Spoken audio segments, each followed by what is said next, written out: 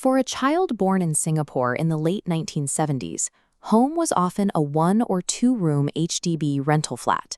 Resources were strictly limited, and the margins for error were incredibly thin. Outside those cramped walls, the country was tearing down its past. Singapore was forcing its own transition from a developing nation into a first-world economy, creating a landscape of intense, visible social stratification. Watching extreme wealth rise right next door instilled a specific, visceral anxiety.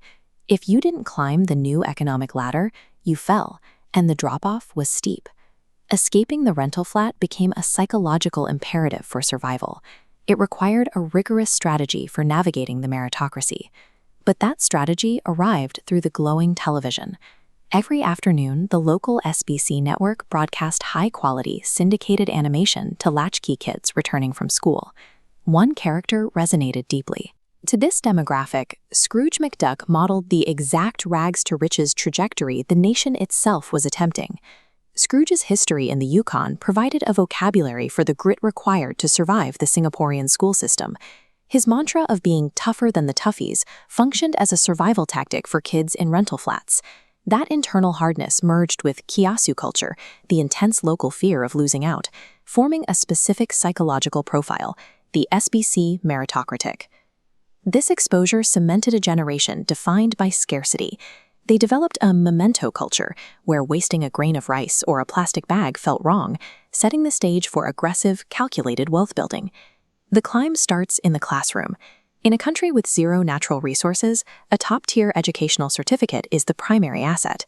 The immediate strategy requires maximizing human capital. Students systematically targeted government bursaries and community study grants to eliminate the financial barriers blocking access to elite degrees. Securing the degree is followed by a grueling decade of execution. This means dedicating the first 10 years of a career to relentless technical or managerial labor within a multinational corporation. This groundwork builds toward a specific milestone, $100,000 in liquid savings.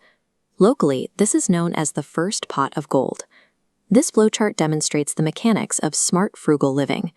It requires an absolute rejection of lifestyle inflation and the automated splitting of income into 5 buckets of capital, with a heavy emphasis on maximizing contributions to the Central Provident Fund, or CPF, Singapore's mandatory savings scheme. The CPF functions as a rigid trap for capital. It forcibly locks money away, preventing it from being bled dry by short-term consumer desires or status purchases. Mastering these initial habits is the mechanism that translates raw academic grit into the foundational capital required to stop laboring and start owning. Once the savings are secured, the focus shifts. Saving cash is no longer sufficient. The goal is now the aggressive accumulation of high-value assets. The SBC meritocratat deploys their locked CPF savings as a strategic reserve, using it to fund property purchases. They buy real estate strictly for asset appreciation, treating concrete and steel as a growth vehicle. Simultaneously, they execute a career maneuver. They move out of general labor by hunting for information gaps in emerging high-value sectors, positioning themselves in areas like artificial intelligence or cybersecurity, where demand vastly outstrips supply. They adopt the role of the modern merchant.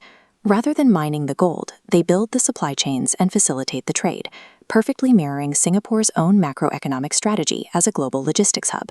True wealth in a strict meritocracy requires identifying and exploiting structural leverage points in property and global trade.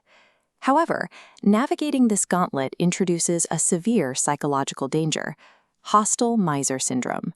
The exact traits that ensured survival in the rental flats, relentless toughness and a hypervigilance about money, can curdle into paranoia and social isolation once the wealth is secured.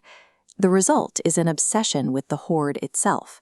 The home begins to look like a corporate boardroom, and family members are treated as troublesome employees cutting into the profit margins. Escaping this trap requires one final evolution: integrating emotional intelligence into the long-term wealth strategy.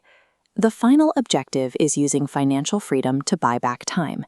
It means stepping away from the spreadsheet to ensure you never miss a family dinner, intentionally providing the shared experiences and stability that were absent in the 1980s. The ultimate victory for the Singaporean meritocrat is taking the wealth they built from nothing and using it to permanently break the cycle of poverty, without breaking the bonds of family in the process.